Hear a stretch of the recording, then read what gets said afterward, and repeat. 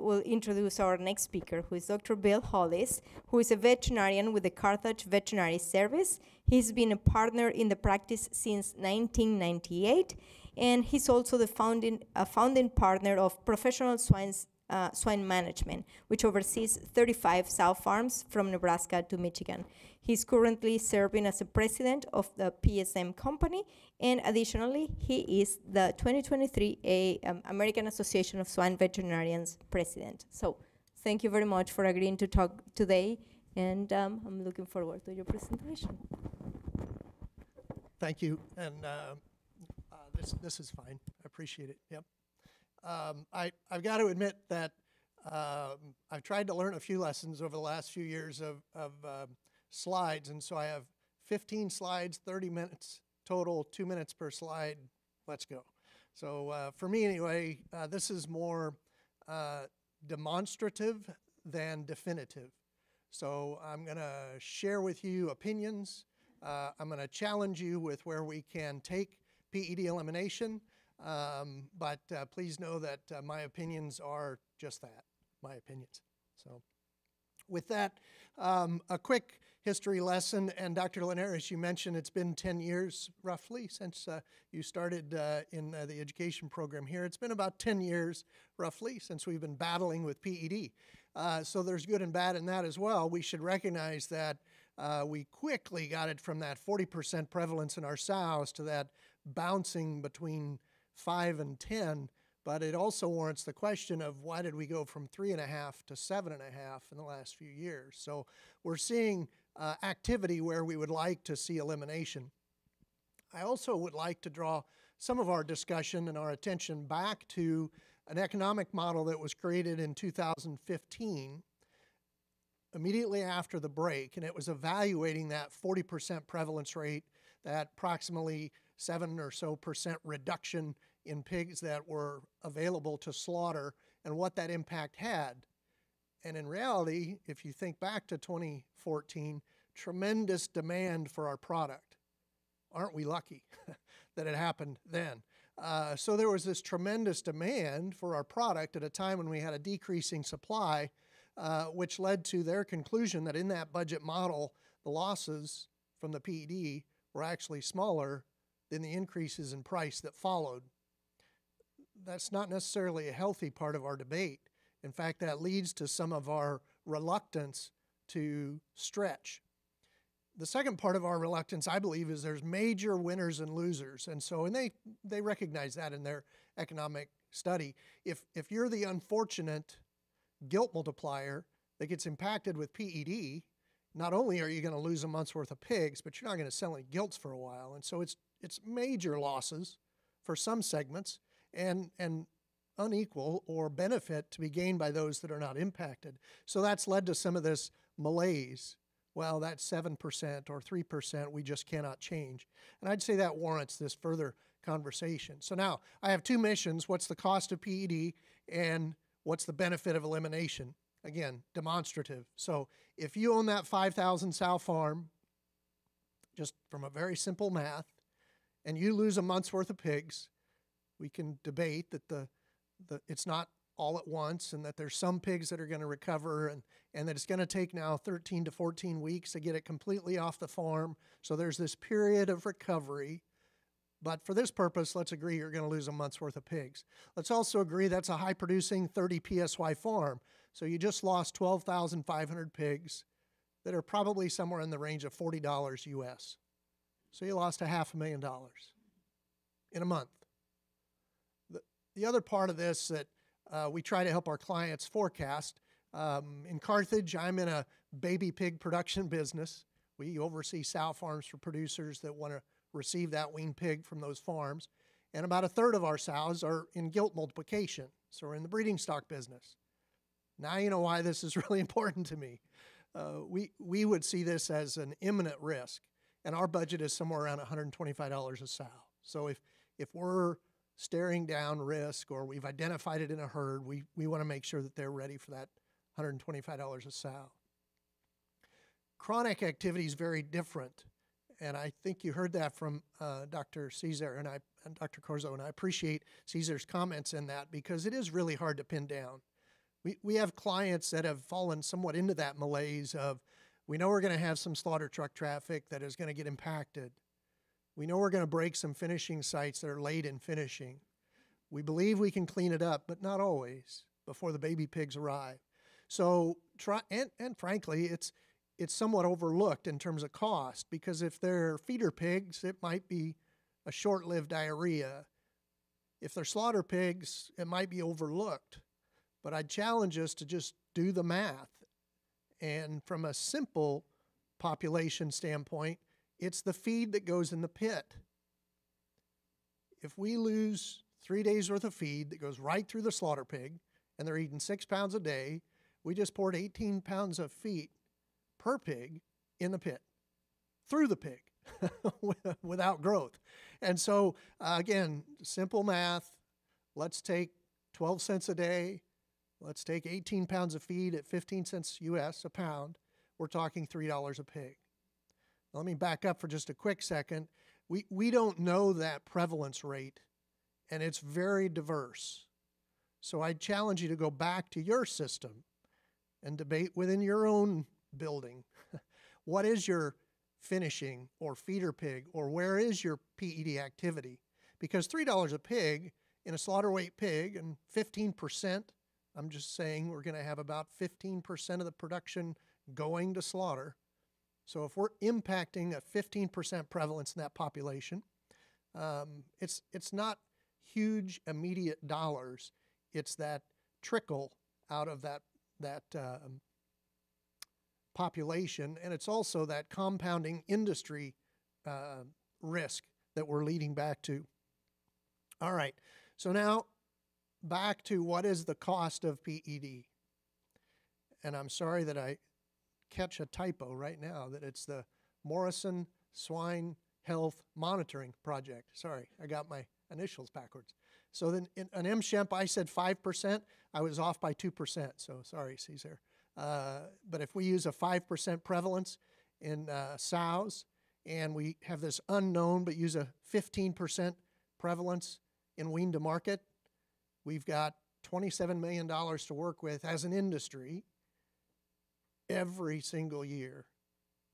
And then if we look at that growing pig population, another $27 million to work with. So let's agree that we're losing $50 million annually as an industry. So now we have some target to focus on, and respect that it's big time winners and losers in the pursuit of this elimination. Let's not also overlook the hidden costs within PED activity.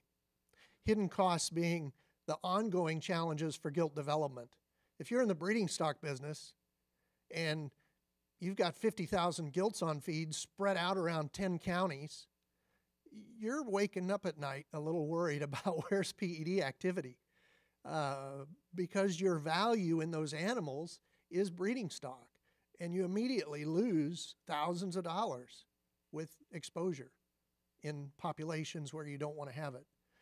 At the same time, we have this pig flow disruption that leads to some confusion within the finishing barns, whether that's eliminating a certain site, or we've got truck traffic that has to be moved separately. So back to those sow farms, let's remember, in that barn, all the pigs die for a month. There's a hidden cost to that, both in terms of staffing and mortality management and in operations for that facility. Other hidden costs would be things like the truck traffic and logistics. Are you breaking your feeder pigs because you're using slaughter truck traffic? Or are you breaking sow farms because your truck wash is a single site, multi-flow, cross-traffic risk? So new considerations come into play when we're looking at hidden costs. So let's discuss and debate if we can stage unload when we take pigs to harvest, meaning we don't have trucks coming back from the plant that were previously naive and picked it up at the plant. Or we have clean separation of our transport trucks, and we can identify and quickly assist our producers in identifying which trucks are used for which purposes. And I would also encourage you, if you haven't participated in some of this slaughter truck traffic washing question, that's an industry debate that we need to continue. How realistic and how productive and can we successfully accomplish this improved sanitation within slaughter truck? And now benefits within the industry. So what can we accept as benefits to elimination? Let's start with what we know. We know that we can eliminate it even in tightly controlled areas. So we just discussed that with Caesar, and he shared the definitive solutions that we can eliminate it.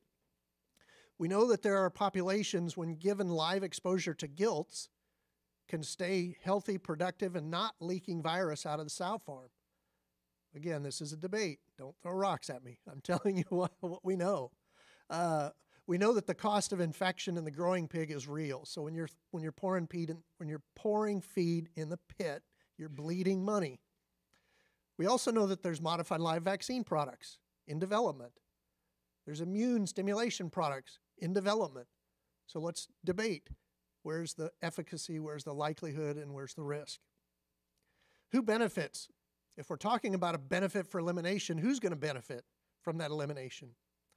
We've already talked about producers losing $50 million a year.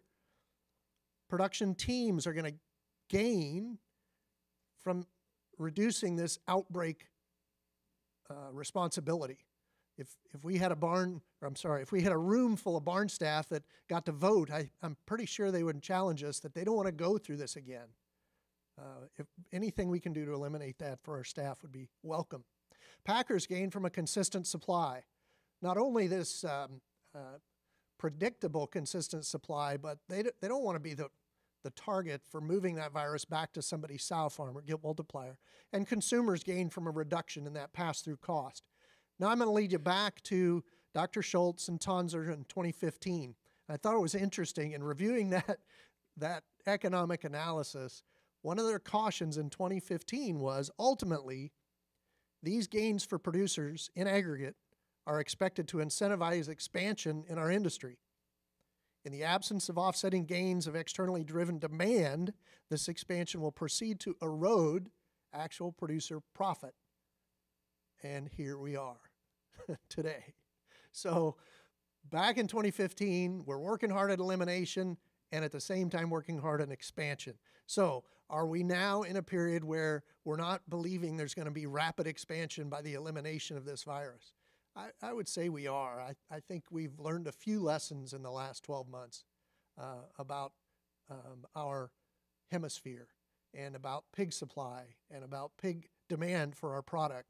So I believe we're in a period where we have the right time to eliminate the virus. So how do we do it? The benefits of elimination we've discussed. The actions to get there, I believe we can debate. And I would share it's going to come down to 3 simple steps. Communication, which is where we are today, and where you're going to be when you get back home. Immune control, what do we have as tools? What do we need to execute? And then this organized debate of self-regulation. In my article that you'd mentioned for JSHAP, I was challenging that historically we had a more collective, government-regulated approach. And I believe that both our producers and our veterinarians, while it was highly effective, are not going to be able to ask the taxpayer to do this for us. We're needing to do this ourselves. And we're also not really wanting to do this just as a vet community, where we go out and we tell our clients, you've got to do this, because we know where that will go. So I would say it's a collective debate geared towards self-regulation with a smattering of history so we understand what tools were successful in the past. I would say within our communication, we look at organizations like AASV, we look at our university meetings and our industry meetings. Trust me, there's a lot of industry talk separate from the debate within the scientific community. We look at our immune controls, and if you hadn't read, in August of 2022, last year, a modified live vaccine report was published that was wildly successful, sponsored by Zoetis. And that product is still sort of sitting there kind of simmering, I would say, because a lot of us don't know where the heck we would want to put it just yet. But I would be highly encouraged by a strategy debate for the elimination of this virus from the growing pig population. I don't say we just run in and plow it into our sow farms. I would say in that growing pig population. And then there's immune products that are out there under investigation. We should continue to evaluate those. And if Rick Sybil's in the room, I think you want to chase him down and find out what kind of things is he looking at and who's evaluating these immune products and how successful are they. Where do we organize that debate? I would encourage us to use our tools we have today. So US SHIP. So then back once more here. Read your e-letter, read your JSHAP, and get to the annual meeting. Use our university format to define our elimination programs, and then these demonstrative debates on where is the value can help us get there. And then go back to your company or talk to your neighborhood in your client base. Immunity, further reinforcing. There's debate among the industry about what could a modified live vaccine do to our sow farms. I think we've already realized in our growing populations, we can keep it out of sow farms 95% of the time. Let's work to eliminate it in the growing pig population, and modified live vaccine may be the tool to do that. Certainly up for debate. And where do we discuss this? I would say in our U.S. SHIP organization, we should bring this to the floor. That organization is designed for this. There's a House of Delegates to debate these topics. This would start with some type of a certification or potentially a awareness that there are breeders that can eliminate it and keep it out. And we want to certify that. We also want to outline in that debate where are we going to use modified live vaccine so that there's not one person on an island getting rocks thrown at them, but rather regions where we can work toward elimination. And that format has already started to survey clients about truck washes and the likelihood of slaughter truck washing to eliminate truck traffic of this virus. So I would encourage us to use the tools we have. In summary, we know it's at least $50 million a year that we're flushing through the pit and putting in the compost. The benefit, I'd like to say, is priceless. So let's get on with it. Let's join US SHIP. Let's debate the activity within the organization and take this message home with you. So that's all I have to bring. Thank you. Thank you very much for your presentation. Thank you, and I am glad that many of those players are here today, so this is a great way to get that debate started. So thank you. Are there any questions at this point for Dr. Hollis?